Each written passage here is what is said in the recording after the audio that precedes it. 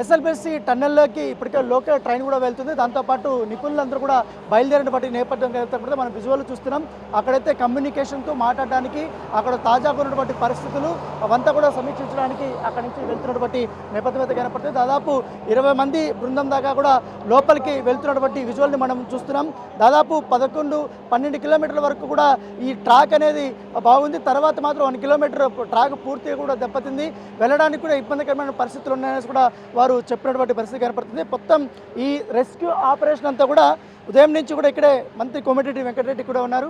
మొత్తం కూడా ఆయన అధికారులతో సమీక్ష సమావేశాలు కూడా నిర్వహించి ఎప్పటికప్పుడు ఇన్ఫర్మేషన్ తీసుకుని ముఖ్యమంత్రి గారితో కూడా మాట్లాడుతున్నటువంటి సిచ్యువేషన్ దగ్గర పడతాం. మినిస్టర్ గారు చూస్తున్నాం మనం విజువల్లో కూడా మొత్తం ఎంటైర్ డిపార్ట్మెంట్, ఆల్ డిపార్ట్మెంట్స్, అలాగే జిల్లా ఎస్పీ కానీ కలెక్టర్ కానీ వీళ్ళందరూ కూడా ఇక్కడే ఉన్నటువంటి నేపథ్యం అయితే కనపడుతుంది. ఒకసారి మంత్రి గారితో కూడా మనం మాట్లాడదాం. ఎట్లా జరుగుతుంది రెస్క్యూ ఆపరేషన్స్ అనేది? సార్, ఇది 3వ రోజు, ఎట్లా జరుగుతుంది సార్ రెస్క్యూ ఆపరేషన్? ఒక పక్కేమో దీన్ని పొలిటికలైజ్ చేస్తున్నారు బీఆర్ఎస్ వాళ్ళేమో, దీన్ని ఎట్లా చూస్తారు సార్?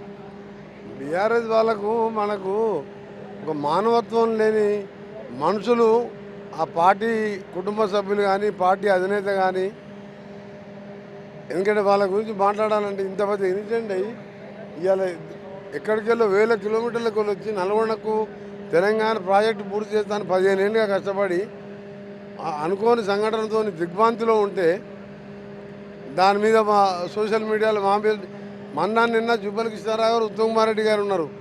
ఈరోజు ఉదయం పొద్దున 4 గంటలకి లేచి నేను వచ్చాను. మా కలెక్టర్లు ఉన్నారు, నాగర్ గారు, నల్గొండ కలెక్టర్, ఎస్పీలు ఉన్నారు, డాక్టర్స్ ఉన్నారు. ఇప్పుడు ఇంతమంది ఆశ్చర్యంలో ఉండి ఆందోళనలో బాధపడుతూ అయ్యో పాపం 8 మంది 3 రోజులైంది జాడ లేదని చెప్పి మేము ఏడుస్తుంటే వాళ్ళు రావాలంటే బతికి రావాలని చెప్పి కూడా ఆ దేవుని ప్రార్థిస్తున్నాం. ఒకవైపు కేటీఆర్ అనే పిల్లగాడు ముఖ్యమంత్రి గారు ఎందుకు రాలేదు అన్నాడు. అరే ముఖ్యమంత్రి గారే, ముఖ్యమంత్రులు అందరూ ఒకటే. ఇక్కడ నిన్న 2 మంత్రులు వచ్చాను, ఒక మంత్రి లోపలికి పోయారు.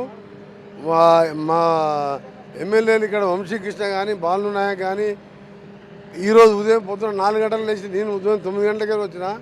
పెద్ద మనిషి జానారెడ్డి వచ్చిండు. ఇవన్నీ కూడా ముఖ్యమంత్రి వస్తే అంటే పోలీస్ సెక్యూరిటీ కానీ ఇవన్నీ వస్తే రెస్క్యూ ఆపరేషన్కి ఇబ్బంది ఉంటుందని ముఖ్యమంత్రి గారిని మేమే వద్దన్నాం. ముఖ్యమంత్రి వచ్చినా మంత్రి వచ్చినా ఒకటే కదా, దాని మీద వచ్చినాం. కానీ మీరేం చేసిండ్రు? ఆయన ముఖ్యమంత్రి అయిన 3వ నెల ఎర్రవల్లి ప్రగతి భవన్ పక్కకే తూప్రాన్లో ఒక ట్రైన్ క్రాస్ చేస్తూ 26 మంది ఉన్న స్కూల్ బస్సు ట్రైన్ క్రాసింగ్లో స్కూల్ బస్సు మీదకి వెళ్ళిపోతే 26 మంది పిల్లలు మాంసం ముద్దలైపోయినారు. 2 నిమిషాలు అయితే పోయి పరామర్శించవచ్చు తల్లిదండ్రుల్ని, పోలే. ఎందుకంటే మానవత్వం లేదు, మనిషి కాదు కేసీఆర్. కొండగట్టు జాతర మీద 68 మంది ఘాట్ రోడ్లో బలి చచ్చిపోతే కనీసం కేసీఆర్, కేటీఆర్, కవిత అక్కడక్కడే తిరుగుతారు కదా, కనీసం సందర్శించలే ఘాట్ రోడ్డుని. ఆ తర్వాత ఘాట్ రోడ్ కూడా వేయలే, ఇప్పుడు దాన్ని వెయిటింగ్ చేయలే. ఆ బాధితులకు ఫ్రీజర్స్ కూడా పంపలేదు, చనిపోయిన వాళ్ళకి వీలర్స్ పంపలేదు. మాంసం ముద్దలైన 6 ఏళ్ల పిల్లలు తూప్రాన్ల ఫామ్ హౌస్ పక్కకు 2 కిలోమీటర్లు. అదొకటి. ఇవాళ ప్రతిపక్ష నాయకుడు బాధ్యత కదా, తెలంగాణలో పొడిచినా అని చెప్తున్నాం కదా, ఇక్కడికి వచ్చిపోతే 3 రోజులకి ఏమైంది? అధికార పార్టీ, ప్రతిపక్ష పార్టీ అందరం కలిసి బాధితులకు అండగా ఉండాలి, అది నేర్చుకోవాలి. ఇప్పటికైనా మీరు ఒకటి చెప్తున్నాం మీకు, మీరు ఒకటి విజ్ఞతతో ప్రదర్శించండి. ప్రతిదీ రాజకీయం చేసి ఇంత పెద్ద ఇన్సిడెంట్ అయ్యి మీరు మాకు పేరు వస్తుందని చెప్పి సొరంగాన్ని ఆపేస్తే ఈ 13 నెలలు కష్టపడి దాని పనులు మొదలుపెట్టించి ఒక 13 మీటర్లు ఇక్కడ సైడ్ మొదలుపెట్టాము. అక్కడికి వెళ్ళి అమెరికాకి నేను పోయి బేరింగ్ తీసుకొచ్చి 20 రోజులలో బేరింగ్ ఇక్కడ వస్తున్నది. 1 మంత్లో అటు సైడ్కి వెళ్ళి కూడా స్టార్ట్ చేస్తున్నాం. ఇటు అటు కలిపితే 20 నెలల్లో ఈ నీళ్ళు శ్రీశైలంకి వెళ్ళి మీరు చూసాను, డెడ్ స్టోరేజ్కి వెళ్ళి నీళ్ళు వస్తాయి. ఇంత కార్యక్రమం వచ్చి నల్గొండ జిల్లాలో 4 లక్షల ఎకరాలు నీళ్ళు వస్తుంది. ఈ దుర్మార్గుడు ఈ ఎస్ఎల్బిసి టనల్ని బ్రాహ్మణవేల్యంలో మన శివనగూడెం ప్రాజెక్టు, ఢిల్లీ ప్రాజెక్టు పక్కన పెట్టింది కాబట్టి మన 12 సీట్లలో 12 డివైడ్ పోయినట్టు లెక్క. ఒక సూర్యాపేట 2-3 వేలు తప్ప. ఇంకా బుద్ధి లేకుండా రేవంత్ రెడ్డి గారు ఎలక్షన్ ప్రచారానికి పోయిన సరే, రేవంత్ రెడ్డి గారు సీఎంగా మమ్మల్ని పంపించాడు. మంత్రులము, కలెక్టర్లు అందరం ఉన్నాం, అందరం పనిచేస్తున్నాం. మీరు ఆయన ఎడిగిపోయింది ప్రతిపక్ష నాయకుడు ఫామ్ హౌస్లో పండుకుండు కదా. మీకు ఎమ్మెల్యే బీఆర్ఎస్లో పోటీ చేయడానికి క్యాండిడేట్ లేరు కదా, మన ప్రతిపక్ష నాయకుడు రావచ్చు కదా కారు వేసుకొని. నిన్నడం మనం అన్నాడు కదా, నేను కొడితే మామూలుగా ఉండదని చెప్పి ఒక మాట అన్నాడు. కాంగ్రెస్ గ్రాఫ్ తగ్గిపోయింది అన్నాడు. మరి ప్రతిపక్ష నాయకుడు అంటే ముఖ్యమంత్రి తర్వాత ప్రధాన పాత్ర. ఇవాళ ఎందుకు వచ్చి వాళ్ళ కొడుకు రాలే, అల్లుడు రాలే, బిడ్డ రాలే, కేసీఆర్ రాలే, ఎందుకు రాలే ఇక్కడికి?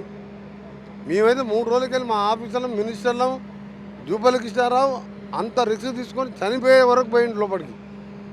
నేను కూడా పోతా అంటే వాళ్ళు ఇంజనీర్స్ ఉండి వాళ్ళ వాటర్ ఫ్లడ్ ఎక్కువ ఉన్నది సార్, మీరు వద్దు మీరు అని చెప్పి నేను వాళ్ళందరికీ వాటర్ క్యాన్స్, వాళ్ళకి ఏమేం కావాలి, వైఫైకి వెళ్ళి పనిచేస్తున్న కాడి నుంచి జయప్రకాష్, రాబిన్స్ కంపెనీ కలెక్టర్లతోని ఎంట ఉండి వాళ్ళెమ్మడే ఏదో లైట్గా టిఫిన్ చేసినట్టు చేసుకుంటా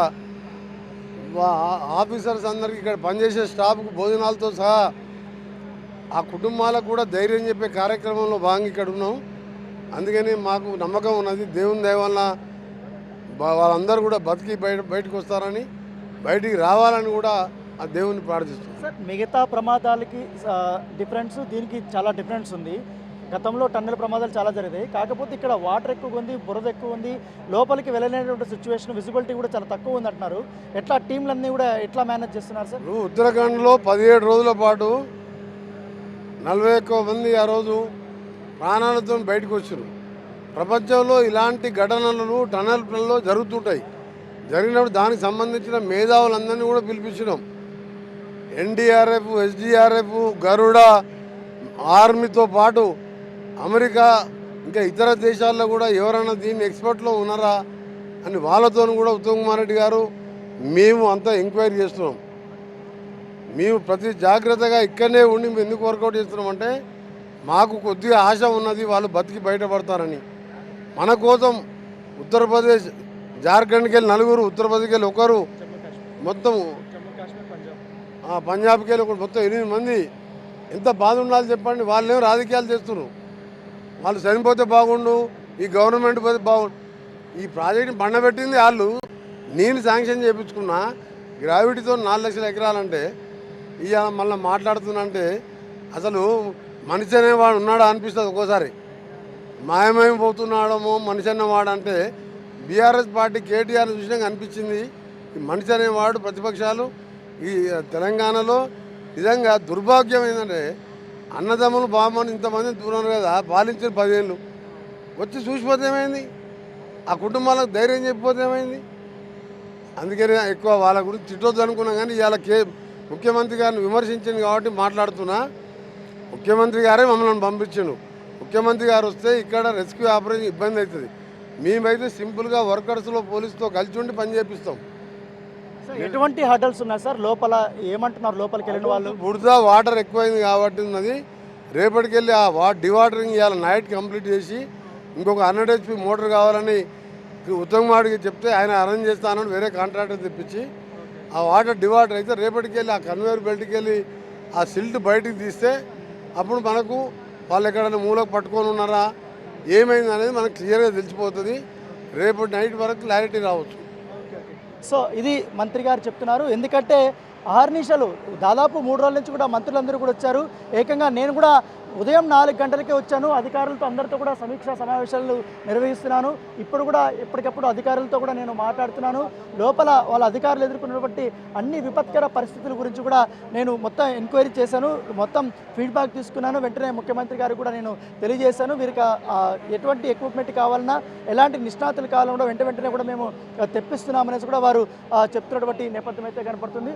ఎగ్జాక్ట్గా కేవలం 100 మీటర్ల వరకు కూడా పూర్తి స్థాయిలో టన్నెల్ వరకు కూడా మేము వెళ్తున్నామనేసి కూడా అధికారులు చెప్తున్నారు. ఇప్పటికే ఎన్డీఆర్ఎఫ్ కానీ, ఎస్డీఆర్ఎఫ్ సిబ్బంది కానీ, ఆర్మీ అధికారులు కానీ వీళ్ళందరూ కూడా ఎప్పటికప్పుడు అక్కడ లోపలికి వెళ్తున్నారు. మొత్తం తీరుతున్న ఆ డ్రిల్లింగ్ మిషన్స్ కానీ, ఈ ఆక్వాయికి సంబంధించినది కానీ, ఆ తర్వాత మనం చూసాము పుషింగ్ కెమెరాలు కానీ, ఇవన్నీ కూడా లోపలికి మేము పంపించామనేసి కూడా అధికారులు కానీ మంత్రి వాళ్ళు చెప్తున్నారు. ఇంకా అధికారులతో కూడా ఆయన మాట్లాడుతూనే ఉన్నారు. ఉదయం పూట దాదాపు 2 బృందాలు వెళ్ళాయి. ఇప్పుడు మరొక బృందం వెళ్ళి అక్కడ ఉన్నటువంటి పరిస్థితుల్ని అంచనా వేసి మరొకసారి రాబోతున్నారు. దాంతోపాటు అక్కడ వేళ వాటర్ కొంచెం ఫ్లోటింగ్ అనేది తగ్గిందని చెప్తున్నారు. కాబట్టి అక్కడ ఇప్పుడు ఎట్లా వెళ్ళాలన్న దానిపై కూడా ఇప్పటికే ఈ థర్మాకోల్ సంబంధించినటువంటి బోట్ టైప్ ఉన్నటువంటి ఆ షీట్స్ అవన్నీ కూడా తీసుకెళ్లారు. తర్వాత ఈ టైప్ ఉన్నటువంటి ఏదైతే వెదురు కొమ్మలు ఉన్నాయో ఇవన్నీ కూడా, ఎందుకంటే ఒక బురద ఉన్నా కూడా వీటిపైన వేసి నడుచుకొని వెళ్ళడానికి ఉంటుంది కాబట్టి ఎన్డీఆర్ఎఫ్ సిబ్బంది కానీ ఇటు డిఆర్ఎఫ్ సిబ్బంది కానీ వీళ్ళందరికీ కూడా ఆ రకంగా, ఎందుకంటే వాళ్ళు నిన్న వెళ్ళినప్పుడు అక్కడ బురద గుంటలాగా ఉంది, వీటి వరకు కూడా వాళ్ళు అక్కడ కాలు పెడితే లోపలికి వెళ్ళిపోయిన సిచ్యువేషన్. సో ఈ నేపథ్యంలో అవన్నీ హర్డల్స్ అన్నీ కూడా ఉన్నటువంటి నేపథ్యంలో అన్ని ఎక్విప్మెంట్ కూడా ఈసారి తీసుకెళ్ళి ఇప్పుడు మొత్తం చెక్ చేస్తున్నారనేసి కూడా మంత్రి చెప్తున్నారు. సో రాజకీయ వ్యాఖ్యలకి ఇక్కడ దూరంగా ఉండని, ఇక్కడ జరుగుతున్నటువంటి సిచ్యువేషన్ వేరు, గతంలో టన్నెల్స్ జరిగినటువంటి ప్రమాదాలు వేరు, ఇక్కడ ఉన్నటువంటి క్రిటికల్ సిచ్యువేషన్ వేరు. సో దయచేసి ఇక్కడ ఉన్నటువంటి పరిస్థితులను అర్థం చేసుకోకుండా రాజకీయ విమర్శలు చేసి ముఖ్యమంత్రి ఎందుకు రాలేదు అనేది వాళ్ళు క్వశ్చన్ చేస్తున్నారు. మళ్ళీ ప్రధాన ప్రతిపక్ష నేత అయినటువంటి కేసీఆర్ ఇక్కడ ఎందుకు రావట్లేదు అనేసి కూడా మంత్రి కోమటిరెడ్డి ప్రశ్నిస్తున్నటువంటి పరిస్థితి.